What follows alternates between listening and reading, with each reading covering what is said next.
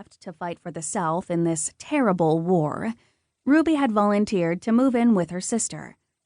At the time, it was to protect Elizabeth from having to put up with Ned Hamlin. Reuben had asked his friend to look in on Elizabeth and take care of her in his absence. But Ruby knew Ned and his ways. No woman was safe with him around. Two women, especially one who was experienced enough to see through his schemes, could keep him at bay, though. Ruby closed her eyes. Had it been wrong of her to rejoice when Ned followed Reuben off to war? Had it been wrong of her to feel relieved when they got the news that Ned had died in faraway Mississippi? She pulled in her bottom lip and bit it to keep her thoughts from running to the next thing, but it was too late. She couldn't pray that Reuben would meet a similar fate, but she could wish it, couldn't she? Glancing toward the cabin that squatted into the sloping ground like a gray toad, Ruby hoped Elizabeth didn't guess her thoughts. But perhaps Elizabeth had her own dark hopes concerning Reuben. In the past year, she had returned to acting like the little sister Ruby loved, rather than the dim shadow she became whenever Reuben was present. Ruby feared the change wouldn't last once Reuben showed up again. By the time Ruby returned to the cabin, Elizabeth was dressed and coaxing a fire to life in the smoking stove. Leaving the basket of eggs, she went to find the cow their brother Samuel had loaned to them. Without the milk and eggs, they would have a hard time during the winter, even with Mom's canned goods to help stretch things. But the spring greens were already plentiful, and soon the garden would be giving them fresh vegetables. In a few weeks, they could start picking berries along the creek bank and filling the root cellar with the summer's bounty.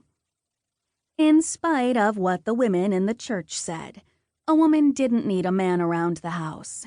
For sure, sometimes it was handy for Samuel to stop by when they needed the garden plowed or the well cleaned out, but that didn't mean she and Elizabeth couldn't get by on their own. When Ruby reached the cabin with the pail of milk, Elizabeth had the eggs cooked and a loaf of bread on the table. After their silent prayer, Elizabeth put her elbows on the table and leaned toward Ruby. "Are you planning to go to Farmer's Town today?" Ruby dished half the pan of scrambled eggs onto her plate. "I wasn't planning to. I told Katie I'd stop by and help her with some sewing this morning. Why?" "Harm Bontrager drove by while you were out milking the cow. He stopped and said he was on his way to the store if we needed anything." "If Harm is making the trip, I don't see any reason why I would need to go." Ruby looked at her sister, suddenly suspicious. "What are you up to?" Elizabeth moved the eggs around on her plate. "Nothing." "You told him I was going to town, didn't you?" "I said you might go to see if there is any mail for us." Ruby laid her fork down on the table. "We've talked about this before. I don't want you trying to find a husband for me. Harm is a good man, and only a few years older than you are." "Harm is a simpleton." Elizabeth frowned. "You know Mom doesn't like it when you talk like that." "I only tell the truth."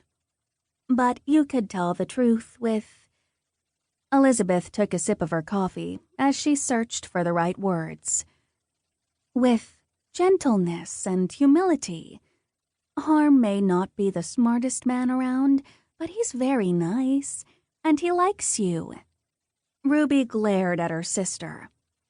"For the last time, I am not going to marry Harm Bontrager." Elizabeth met her defiance. "Then who will you marry?" "He's the only unmarried man in the community that's close to your age, and you're not getting any younger." Ruby ignored the stab. Her sister meant well. "If I never marry, it won't be the worst thing that could happen to me. Sometimes being alone is better than—" She broke off, realizing where her words were taking her. Elizabeth's eyes